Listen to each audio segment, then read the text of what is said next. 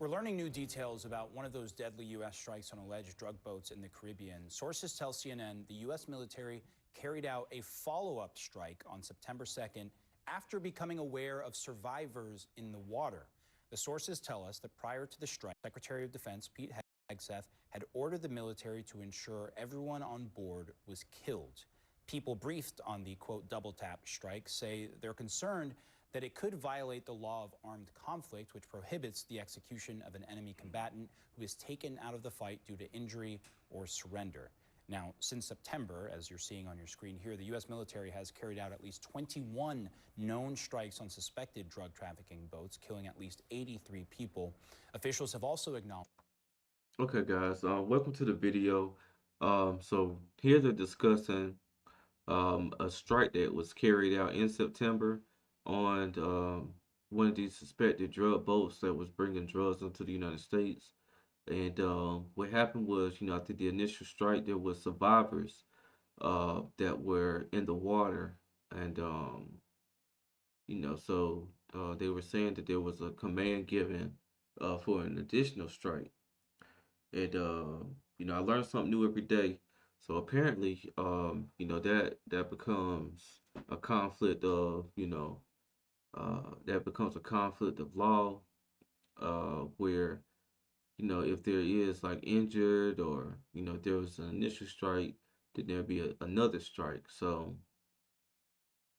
right now they're discussing that and kind of trying to put it into a certain perspective that, maybe we kind of overstepped and,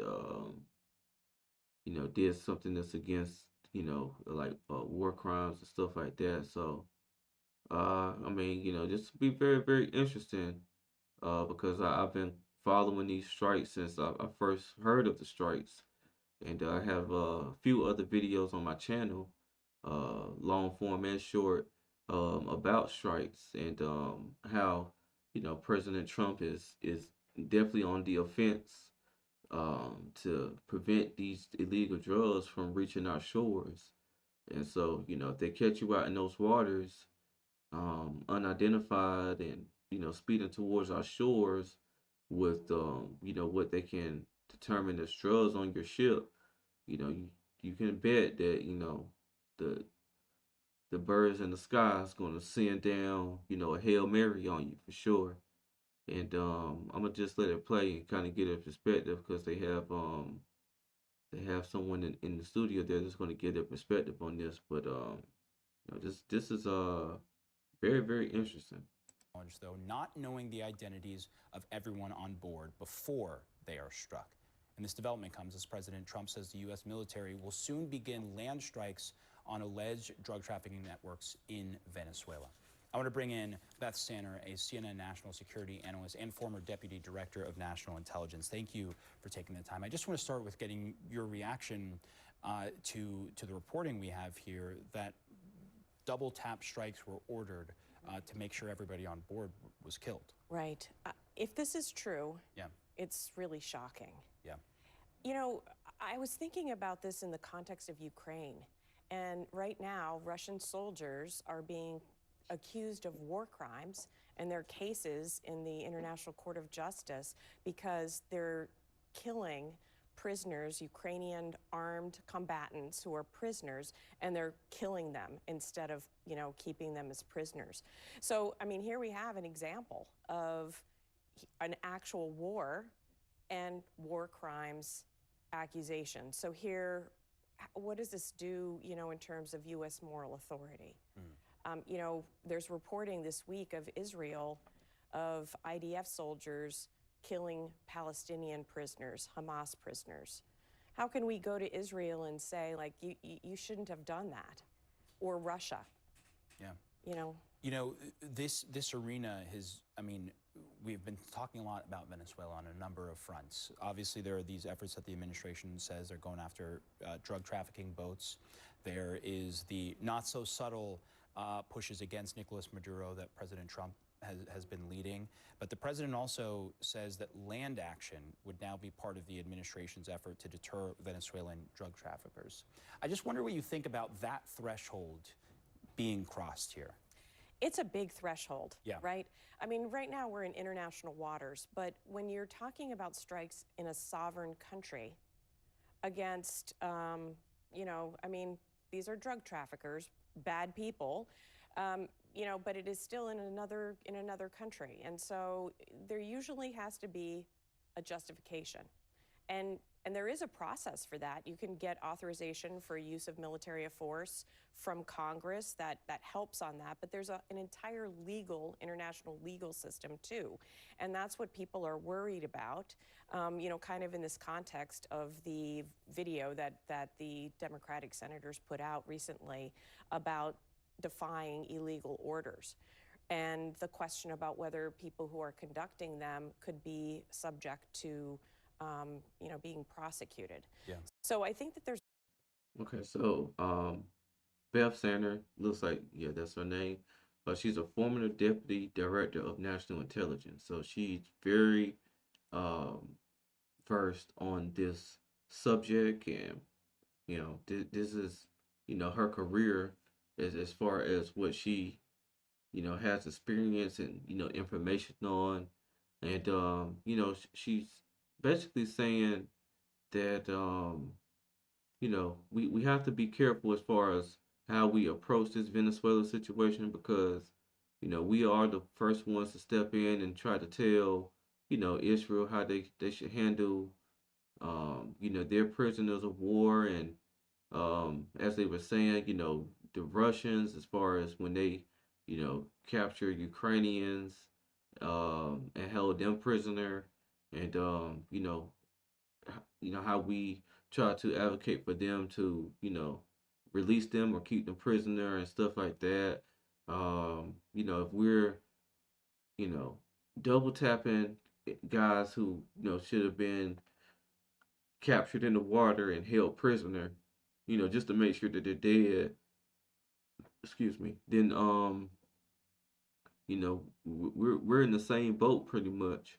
And as she was saying, there's a whole international system where there's laws and stuff like that you know they're put in place to where countries are not able to just overstep, just because they have power and force. They're not able to overstep those lines and do certain things, that would be seen, very immoral. Um, and again, Trump is calling for, U.S. land action in Venezuela, and we'll see, if that actually happens. But like we do know that he is definitely trying to prevent the flow of illegal drugs to our country, and Venezuela seems to be number one on the map, on the top of the priority list as far as where he's directing his attention to, as we find that a lot of the drugs are coming in from Venezuela. So definitely very fine line, that we have to make sure that we walk in this situation.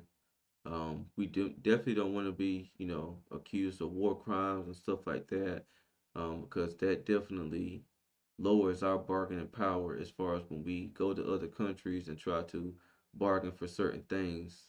They're just gonna look at us and say, "Well, you do the same thing too." It's like the Spider-Man meme of, all the Spider-Mans pointing at each other. It'll be the same thing. So I'm gonna just let her continue here.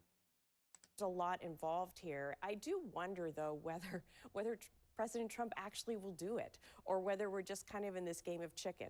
I was thinking about this because he has this quote that he said in another context about, waiting until the very last minute to make a decision about conducting such an activity, because, in war, things change. That's the quote. And so, sometimes we don't really know where we're up to that line Yeah. of the last minute, or whether we're still in this kind of pressure campaign trying to see if something will happen inside Venezuela, whether this kind of pressure will generate activity to oust Maduro. Well, I was going to say, a lot of people are looking at, okay, is this all part of an encroachment effort to oust Nicolas Maduro, who President Trump has said his days are numbered? Earlier this week, the president designated Venezuelan President Nicolas Maduro and his government allies as members of a foreign terrorist organization. I just wonder, we've got these individual sort of storylines. It's crazy that the president just clearly called the president of Venezuela a terrorist. Him and his, his political party, his allies, just straight up called them terrorists. Um, it's pretty wild, And as they were saying, this could just be us blowing smoke, trying to get something to happen within that country, or he obviously wants to, you know, have Maduro oust, because he feels like he is allowing the drugs to leave his country and to come into ours. So, President Trump, man, he doesn't hold his tongue. That's one thing I can say about him as a president. I've known presidents who have been, pigeonholed and, been puppets. And, even if Trump is a puppet, who knows? But, one thing I know for sure, he doesn't hold his tongue.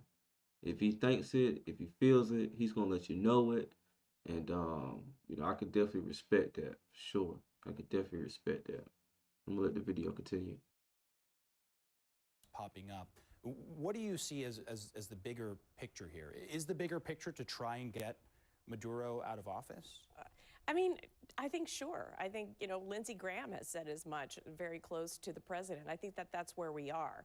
But I don't think that necessarily means that he's willing to use military force directly in terms of trying to do that, whether Sure. to snatch him or to kill him. So, again, I think we're going to be in this ratcheting up. And maybe it will entail strikes inside of Venezuela against drug facilities, but that'll be part of a process, again, to see if something will move internally. I think that's the goal. Yeah. Beth Sanner, always appreciate.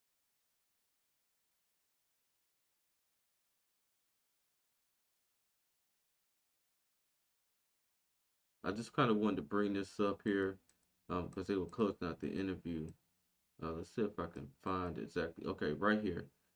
So this is like a little breakdown of the tension that's been going on between U.S. and Venezuela. So right now we do have more than a dozen U.S. warships that are within that region. Over 15,000 troops in that region, and the U.S. has designated Cartel de los Soles as a foreign terrorist organization, and they're alleging that their President Maduro and government allies are members of this cartel. And so far, they have accounted 83 people killed and 21 U.S. attacks on alleged drug boats. So that's a lot of people that's been losing a lot of money, thinking that the boats was going to reach the United States. I know there was a huge pull or huge seizure by the Coast Guard just like a couple weeks ago, and yeah, I don't think this is gonna stop anytime soon. So, as I've been reporting, man, it's like a lot going on all fronts with the United States.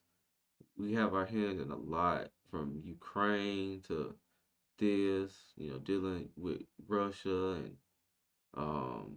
dealing with, things that are going on within our own, just within our own country, as far as, the two National Guardsmen that were killed. One was murdered, and, it's a lot going on. And then, still have Israel and things that's going on that front. So, um, it's a tough job, definitely a tough job, tough for the United States, but that's what we're built for. That's what we've been doing since you know we've been in the United States, and we'll see what becomes of this. I'll keep my eyes and ears open. Again, if you like my content, make sure you like, comment, and subscribe to my channel. Um, you know, I'm gonna start doing lives here very soon. I do appreciate everyone who has subscribed to my channel, and I appreciate everyone who takes the time to look at my long form content, because I feel like you get a lot more information in the long form content than with the shorts, because the shorts are only like 3 minutes long. And I know people are busy, they don't really have the time to look at the long form content, but it's a lot of information that, is within this long form content, as far as, me giving my opinion on these videos and things of that nature. So I feel like it's real worth it. I'm gonna continue to try to, react and break this stuff down, just on a